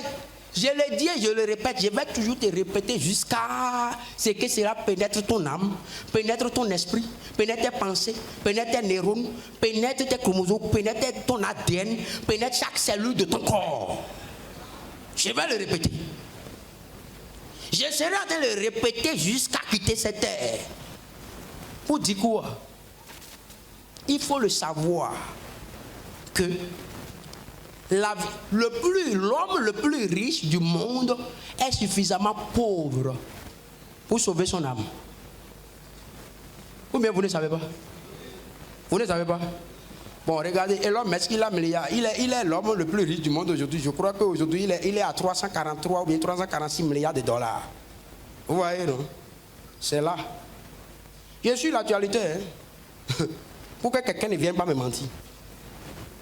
Parce que l'actualité là, ça me permet de voir l'évolution de la prophétie. Vous voyez, non? Voilà. Donc, mais lui là, on dit qu'il est riche. Mais quand on dit qu'il est riche, je vois qu'il est misérable. Je veux bien qu'on me remette cette richesse et je vais transformer le monde en un royaume de Dieu en même temps. Vous comprenez, non? Oui, je veux bien ça. Mais je ne peux pas préférer ça au salut de mon âme. Ce n'est pas possible. Ce n'est pas la richesse qui est le Satan. Mais c'est le cœur que tu as par rapport à la richesse. C'est ça qui est Satan. Vous comprenez ça? Donc, qu'est-ce que Dieu m'a dit? Dieu m'a dit non. Il faut prêcher l'évangile rien que l'évangile pur. Pourquoi? Laisse faire de l'argent ou de ceci, cela. Parce que quand les hommes, Jésus a dit quoi? Matthieu 6, 33. Cherchez premièrement le royaume et la justice de Dieu et tout le reste vous sera donné par-dessus. C'est clair, c'est terminé. Si quelqu'un vient à Christ, il obéit et il fait ce que Dieu... Regardez, si par exemple Dieu a appelé quelqu'un pour intercéder jusqu'à ce que l'homme soit sauvé par exemple, s'il est sauvé maintenant, il faut imaginer, sa richesse là, il va chercher les hommes les plus sérieux du monde avec l'évangile, qui veut sauver l'évangile, qui veut prêcher l'évangile. Il va mettre cette richesse là au service de l'évangile, oui ou non? Jésus, ce qui va entendre quelque part qu'il y a un fou. Un jeune fou au Bénin, là, lui, là, il veut que l'humanité soit sauvée. Il faut lui donner une partie de ça, là. Et il va former des commandos spirituels pour gagner le monde. Je suis sûr que ça va se passer comme ça. Oui ou non? Ce n'est pas la meilleure chose. Donc, si par exemple, toi, c'est toi qui es là, qui dois prier pour que l'homme soit sauvé, que ça s'accomplisse. Et maintenant, toi, tu laisses. Et tu dis que tu vas monter ton affaire. Regarde, tu vas chasser et tuer tous les sorciers du monde, mais tu auras de problème en problème. Tu auras de difficultés en difficultés, de souffrance en souffrance. Pourquoi? Parce que si Dieu t'aime là, tu connais Jonas, non? Tant que tu ne seras pas dans la volonté de Dieu là, tu auras des problèmes. Tu vas souffrir tellement que tu vas dire que non, c'est les démons qui sont derrière toi. Le seul démon qui est derrière toi, c'est le démon qui t'amène à désobéir. C'est le démon qui t'illusionne, qui te trompe pour te dire que voici ton chemin alors que ton chemin est de l'autre côté. C'est le seul démon, hein. Sinon, ce n'est pas un sorcier qui fait quelque chose. Mais s'il fait quelque chose, c'est Dieu lui-même qui permet ça. Il faut aller lire. En évoluant là, nous allons voir. Nous sommes à l'introduction, ou bien c'est le message introductif.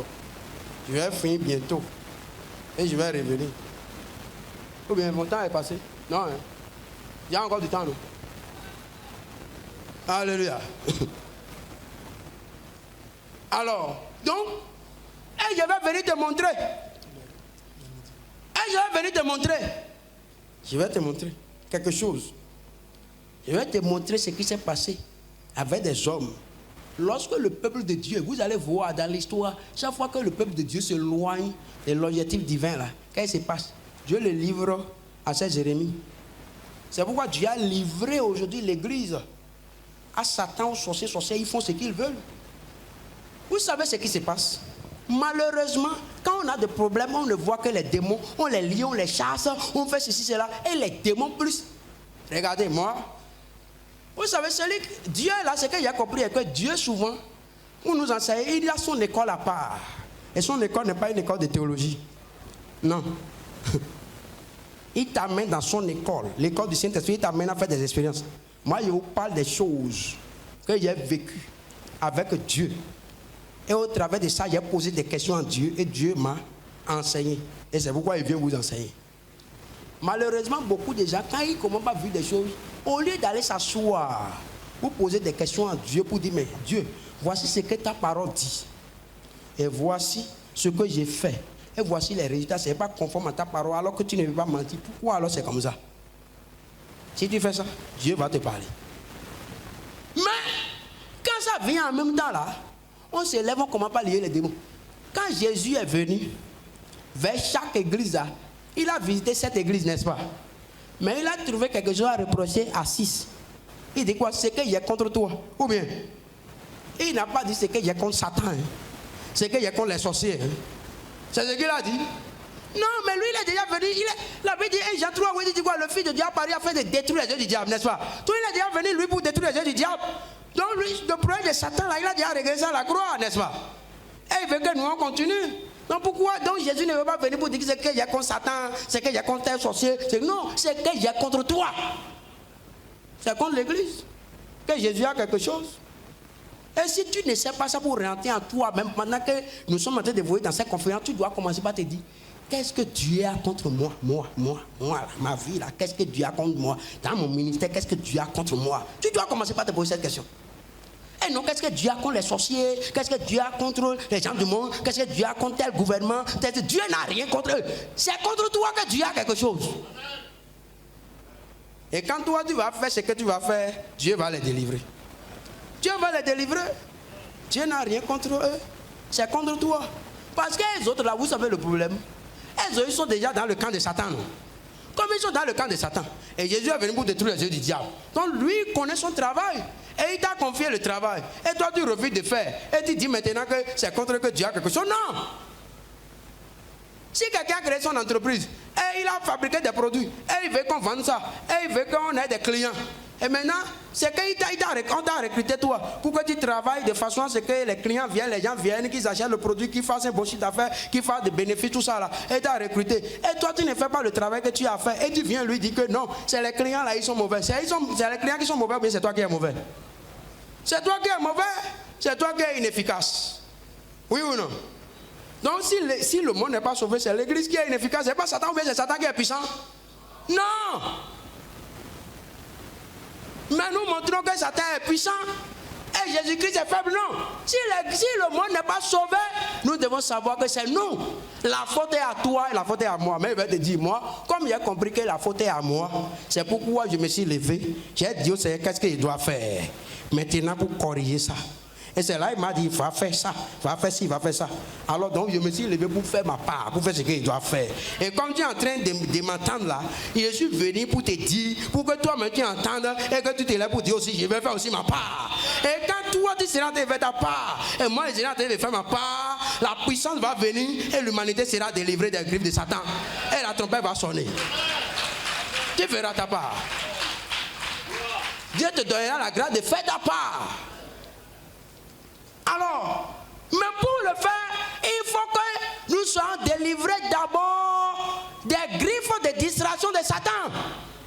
qui nous distrait. Que nous comprenions que la vraie réussite, c'est quoi? Hey, quand je vais rentrer au ciel, je vais voir celui qui a prié par exemple pour que le pape soit sauvé. Vous savez qu'il va gagner des milliards d'âmes, non? Il devient milliardaire en âmes. Les âmes qui ne peuvent jamais périr pour l'éternité au ciel. Et Elon Musk, lui, il est milliardaire en dollars qui vont pourrir. Quand l'antichrist va venir là, on va bloquer ces dollars quelque part. Et il ne pourra plus en utiliser. Maintenant, toi, tu veux quoi? Quel est le but que toi tu poursuis? Moi, je vais être multimilliardaire en âme. C'est pourquoi je suis là. Oui, c'est pourquoi je suis là. Et je sais, comme je serai en train de parler, quelqu'un entend ici, toi tu m'entends ici, quelqu'un m'entend, toi tu me suis à la télé, tu es en France, tu es à Washington, tu es à New York, tu es n'importe où, sur la planète, tu es en Chine, tu m'entends, et tu dis oui, ce que le frère est en train de dire là, c'est vrai. Ça maintenant, je vais saisir et je vais prier. Je vais lancer un défi à Dieu. La puissance va descendre. L'église dans cette nation va prendre feu. Le monde sera sauvé. Dans ta nation, n'importe où tu es, tu m'entends, tu me suis. Si tu peux te lever pour dire, maintenant, je suis prêt pour le combat. Je suis sûr que l'humanité sera sauvée. Dieu ne veut qu'aucun périsse. Mais il veut que tous. Quand Dieu dit tout, c'est mathématique. Hein? Ou bien, ça veut dire quoi? Ça veut dire que tous, il ne veut qu'aucun périsse. Aucun ne doit périr, mais tous doivent parvenir à la repentance. Donc, le plus grand féticheur du monde, Dieu ne veut pas qu'il périsse. Le plus grand sorcier du monde, Dieu ne veut pas qu'il périsse. La plus grande prostituée du monde, Dieu ne veut pas qu'il périsse. Le plus grand voleur du monde, Dieu ne veut pas qu'il périsse. Le plus grand méchant du monde, Dieu ne veut pas qu'il périsse. L'homme le plus mauvais du monde, Dieu ne veut pas qu'il périsse. Dieu veut qu'il soit sauvé. C'est pour ça que Jésus a versé son sang. Et si toi tu es un enfant de Dieu, et toi tu comprends ça, toi tu dois te dire non, je ne peux pas accepter être sur cette terre pour que l'église périsse. Je dois revenir à l'essentiel. Je comprends maintenant que la vraie réussite, ce n'est pas lorsque j'aurai amassé des milliards de dollars, de CFA ou de n'importe quoi, mais c'est lorsque j'aurai accompli la mission pour laquelle Dieu m'a créé et il m'a envoyé sur la terre et pour laquelle il m'a rencontré pour qu'il soit mon Seigneur et mon sauveur personnel. C'est ça la réussite. Lorsque tu vas comprendre ça et tu vas l'embrasser, je suis sûr que l'enfer va trembler et le ciel va se réjouir. Tu es où? Lève-toi maintenant, nous allons prier. Tu es où? Alors, il va voir. Marthe a dit, regardez, avant que tu ne commences la prière, je te lisais l'histoire de Marthe dans Luc 10 et dit, le Seigneur, regardez, Marthe était occupé à beaucoup de choses. Toi-même, tu es occupé à beaucoup de choses. Des soins domestiques, tu prends soin de l'église, tu fais ceci, cela. Et tu es devenu un formaliste religieux. Nous sommes dans le formalisme religieux. Alors, dans la religion, tu vas prier. Regarde, il dit, le Seigneur lui répondit, Marthe, tu t'inquiètes et tu t'agis pour beaucoup de choses. Verset 42. Une seule chose est nécessaire. Marie a choisi la bonne part qui ne lui sera point ôtée. Une seule chose est nécessaire. Tu es où maintenant?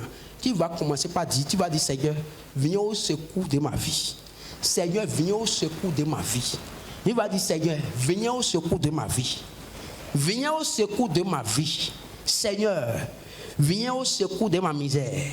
Je vois, est-ce que Dieu t'a dit quelque chose? Il dit qu'il y a un appel qui vient de Macédoine pour dire d'envoyer la lumière. Est-ce que Dieu te dit quelque chose pour envoyer la lumière? Alors tu vas dire, Seigneur, j'ai perdu mon temps. Regarde le temps que tu as déjà perdu. Est-ce que tu peux dire, même si tu sais Dieu, est-ce que tu peux dire que tu es en train de le servir comme il le veut et le résultat que tu devrais avoir? Regarde le nombre d'années de ministère que tu as déjà fait. Mais est-ce que le résultat que tu devrais avoir, est-ce que tu as ces résultats-là? Non, tu ne l'as pas. Pourquoi? Parce que tu as voulu faire. Tout à l'heure, je te montrerai pourquoi tu n'arrives pas. Je vais te montrer. Après avoir vu maintenant comment l'état dans lequel se trouve l'église, je vais te montrer maintenant pourquoi véritablement tu es dans cet état. Et pourquoi maintenant, et qu'est-ce que tu dois faire? Et je vais t'annoncer, tu fais l'œuvre de Dieu sans le Dieu de l'œuvre. Oui, tu vas prier, tu vas dire Seigneur, je viens à tes pieds ce matin et je te demande, Seigneur, viens à mon secours. Je fais beaucoup de choses, c'est vrai, comme Marthe, mais j'ai compris qu'une seule chose est nécessaire. Seigneur, débarrasse-moi de toute distraction du diable. Seigneur, viens à mon secours. Je ne veux pas mourir. Et après, tu vas me dire, voilà le nombre d'âmes que tu devais gagner. Et voilà, tu n'as rien fait. Tu devrais faire beaucoup, mais tu as fait peu. Ce sera triste. Mon frère, ma soeur, serviteur, servant de Dieu, ce sera triste. Quand tu vas rentrer au ciel, et Dieu va te dire, voici ce que tu devrais faire. Mais tu as abandonné l'essentiel. Et tu t'es concentré sur la séduction. Tu t'es concentré sur ce qui est éphémère. Oh, tu vas pleurer. Tu vas pleurer. C'est pourquoi tu vas dire, Seigneur, viens à mon secours. Viens à mon secours. Seigneur, aie pitié de moi. Seigneur, aie pitié de moi. Je ne veux pas gaspiller mon temps encore. J'ai gaspillé assez de temps. Maintenant, je veux faire ce qui est essentiel. Je veux retourner à ce qui est essentiel. Et une seule chose est nécessaire. Une seule chose est nécessaire. Seigneur, je veux m'accrocher à ce qui est nécessaire. Je veux m'accrocher à ce qui est essentiel. Je veux me concentrer sur ce qui est essentiel. Seigneur, j'ai vu. Ce qui a fait que je ne me suis pas accroché à ce qui est essentiel, c'est le manque de foi. C'est le manque de foi. Seigneur, débarrasse-moi maintenant de l'incrédulité. Débarrasse-moi de mon ignorance. Débarrasse-moi de mon ego. Débarrasse-moi de mon orgueil. Débarrasse-moi de l'amour du monde. Débarrasse-moi de toutes ces choses dans mon cœur. De la haine que l'ennemi a mise dans mon cœur. Oh, je n'ai plus l'amour pour les âmes. Je n'ai plus l'amour. C'est l'amour qui va engendrer cette passion. La passion qui va t'amener à gémir, à prier pour que les âmes soient sauvées, pour que les sorciers, les féticheurs, les voleurs, les prostituées soient sauvés. Ce qui va faire que tu vas prier, tu vas gémir pour eux. C'est l'amour que Dieu va mettre dans ton cœur. Tu vas dire, Seigneur, déracine la haine. La haine qui fait de toi un sorcier, un meurtrier. Tu vas dire, Seigneur, la haine pour les frères. Débarrassera, déracine de mon cœur. Déracine la haine de mon cœur. Enlève la haine de mon cœur. Seigneur, j'ai été méchant parce que je n'ai pas prêché l'évangile. Je n'ai pas prié, intercédé pour le salut des âmes. Je ne me suis pas concentré sur l'essentiel. Seigneur, je me répands maintenant. Je me répands du temps perdu. Je me répands du temps perdu dans des prières inutiles, dans les fausses prières, dans les faux jugements, dans les jugements erronés. Pendant que Jésus dit, il dit, apprenez ce que cela signifie. Et il dit, les pharisiens, verset 11, 20, vit cela et lui dit, c'est d'ici pourquoi votre maître ment-il avec les publicains et les gens de mauvaise vie. Verset 12, ce que Jésus ayant entendu dit, ce ne sont pas ceux qui ne sont pas bien, qui ont besoin de médecins, mais les malades. Allez, apprenez ce que signifie, je prends plaisir à la miséricorde et non au sacrifice. Car je ne suis pas venu appeler les justes, mais les pécheurs. Jésus est venu pour appeler les pécheurs et non les justes. Tu vas dire, Seigneur, viens au secours de ma vie, viens au secours de mon âme. Seigneur, ramène-moi à l'essentiel. Je vais revenir. Tout ce que l'ennemi a mis dans mon cœur, la séduction des richesses.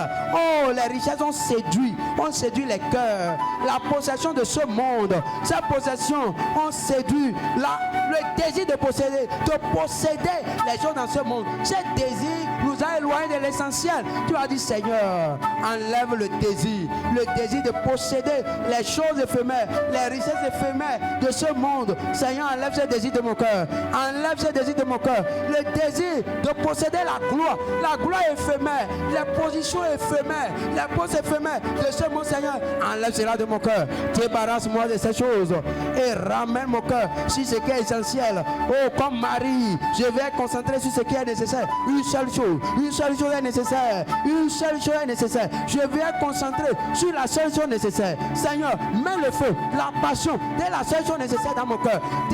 Délivre-moi, Seigneur, de ces démons, de ces puissances de distraction, de séduction, de mensonge du diable. Délivre-moi, Seigneur, mets le feu de ton amour dans mon cœur. Je veux voir comme tu vois. Je veux avoir la vision du ciel. Je veux voir le ciel. Je veux voir comme tu vois. Je veux voir comme tu vois. Je veux retourner à l'essentiel. Seigneur, ramène-moi à l'essentiel. Débarrasse-moi. Seigneur, fais de moi un instrument efficace pour la délivrance de l'église. Fais de moi un instrument pendant que je suis ici. Seigneur, dans ce vent, Seigneur, je te prie, transforme-moi, façonne-moi, afin que je devienne un instrument flamboyant, un instrument efficace, un instrument tranchant en tes mains contre l'enfer pour délivrer l'humanité des griffes de Satan. Seigneur, viens à mon secours, mets ton feu en moi, connecte-moi à ton feu, le feu de la passion pour les âmes. Seigneur, connecte-moi, je vais être enflammé. Je vais être enflammé pour l'essentiel. Je vais être concentré sur l'essentiel. Donne-moi d'être concentré sur l'essentiel.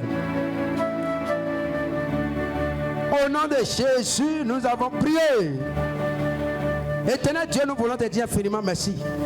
Nous bénissons ton nom pour tes bienfaits, pour la grâce que tu nous as accordée. Je prie, Père, pendant que nous sommes en train d'évoluer, que tu débarrasses, envoie ta puissance dans tous les cas ici présents. Déracine la haine, déracine la méchanceté, déracine l'indifférence, déracine l'amour du monde, déracine la convoyée des yeux de la chair, déracine l'orgueil de la vie, déracine la cupidité qui a une idolâtrie, déracine ces choses, déracine la sorcellerie, déracine ces choses qui sont en train de tuer l'église, d'affaiblir l'église, déracine l'incrédulité, la peur, le doute. Donne-nous, Seigneur, d'être enflammés pour la vision du ciel, pour les choses essentielles, pour la seule chose nécessaire. Seigneur, donne-nous l'humilité pour nous repentir, car Dieu résiste aux orgueilleux. Seigneur, donne-nous de nous humilier. Seigneur, pour reconnaître que l'humilité, l'orgueil va nous faire dire non, il n'y a rien. Qu'est-ce qu'elle lui dit? Mais l'humilité va nous dire ce que dit est vrai. Seigneur, je suis perdu. Viens à mon secours. Pendant que nous sommes en train d'évoluer dans ce message, Seigneur, comme tu as ouvert les yeux à Isaïe, Isaïe prêchait, il était un prédicateur, mais quand tu lui as ouvert les yeux, il a vu sa misère. Il a dit, je suis perdu, je suis perdu. Pendant que nous sommes en train d'évoluer, je prie, Seigneur, que tu ouvres les yeux à quelqu'un ici, que tu ouvres les yeux à un homme, que tu ouvres les yeux à une femme, que tu ouvres les yeux à un serviteur de Dieu, que tu ouvres les yeux à une servante, que tu ouvres les yeux à tes enfants ici présents, les yeux de l'esprit, les yeux du cœur, afin qu'ils voient ta sainteté et voient les pillanteurs, qu'ils voient ta richesse glorieuse et les misères, et qu'ils puissent dire, je suis perdu. Seigneur, viens à mon secours, viens au secours de mon âme, sauve-moi, afin que tu envoies depuis ton autel le feu de la sainteté, le feu du zèle, le feu de la purification, le feu de la délivrance, le feu de la puissance, le feu de la foi révolutionnaire.